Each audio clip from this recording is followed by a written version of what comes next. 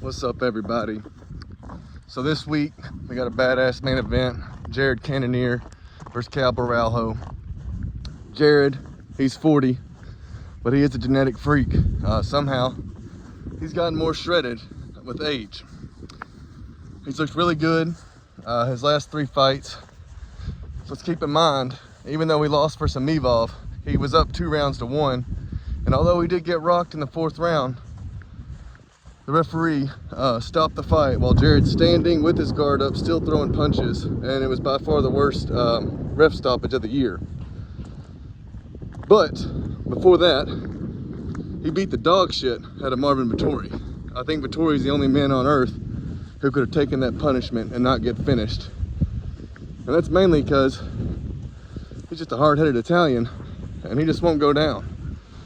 Doesn't have good fighting skills, but he's a tough son of a bitch. And Jared beat the fuck out of him. And before that, even though a lot of people might say, nah, Sean Strickland won, Sean Strickland won. Look at the stats. Watch that fight. When it went to the judges, I had no clue who won. It was a razor close fight. He stood toe to toe with Sean. Even had Sean shooting at one point. And not many people can go toe to toe with Sean Strickland for 5 rounds and get the win, or make it that close, you know. And so, I mean, just the fact that he's beaten Vettori and beaten Sean Strickland his last 2 wins, those are incredible wins. I mean, I guess beating Vettori doesn't hold that much stock, but the way he beat him, no one's ever beat the fuck out of Marv like that. No one. Now, to Cal, he's looked impressive. Very entertaining fighter, really good submissions, good striking. Beat Paul Craig's ass last fight, but you know, Jared, he would have nuked Paul Craig as well in the 1st round. So really wasn't that surprised by any means. I knew Cal was gonna beat the shit out of Craig, but this is a huge step up for him. A huge step up for him. That being said, I think the old man's gonna get it done. Jared, he has been taken down by 9 UFC opponents. However, he has won 6 of those fights. The 3 that he lost to Blachowicz, who's a very good striker and much bigger than Jared, and has a good top game, as we've seen with his Pereira fight and Izzy fights. Blachowicz isn't good off his back, but he is good when he's on top. And then the other one was Glover Teixeira, who has an amazing top game. One of the best top games in light heavyweight history.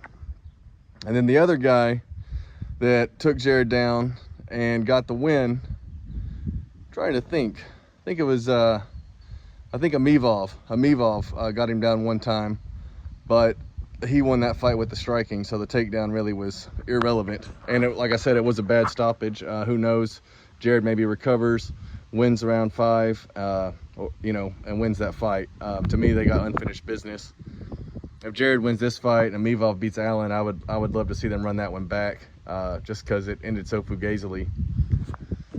But Cal, you know, he doesn't have the best takedown, but when he does get you down, he does have amazing jiu-jitsu. But Jared's got good get-ups, and he's got good submission defense. And, you know, this is 5 rounds. Borralho, I don't think he's ever went 5 rounds before.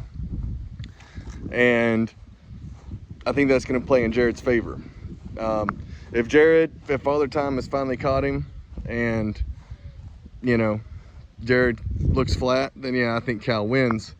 And, you know, Cal is 31 and he's on a great win streak. I think he's only lost 1 fight in his whole career. But this is a huge step up.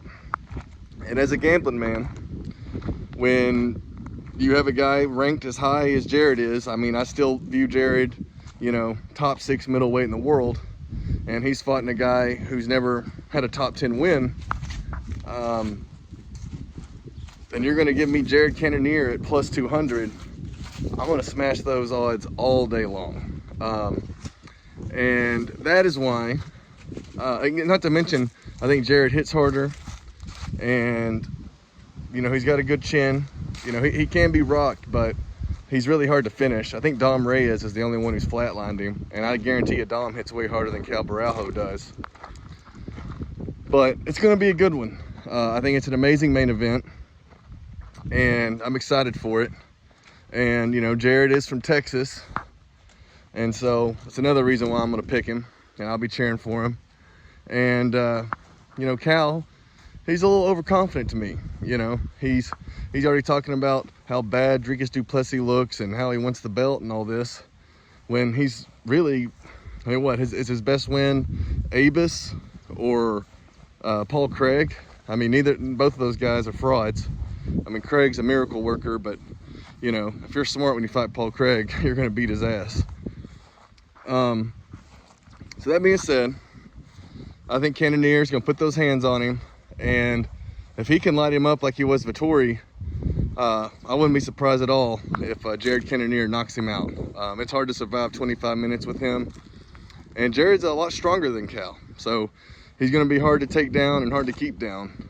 And Jared's already shown he can go hard 5 rounds. He's done it with Strickland, and he's done it with Vettori. And, you know, and Israel Adesanya, who everyone acts like some amazing striker, him and Jared were pretty even on the feet, you know? I mean, everyone acts like that was such a boring fight, and Izzy clearly won, but, you know, seemed a lot closer than how people like to remember it. Go back and watch it if you want, but, I mean, actually, probably don't, because it was pretty boring, so don't put yourself through that. But Jared Cannonier by knockout. If you made it this far, please like and subscribe.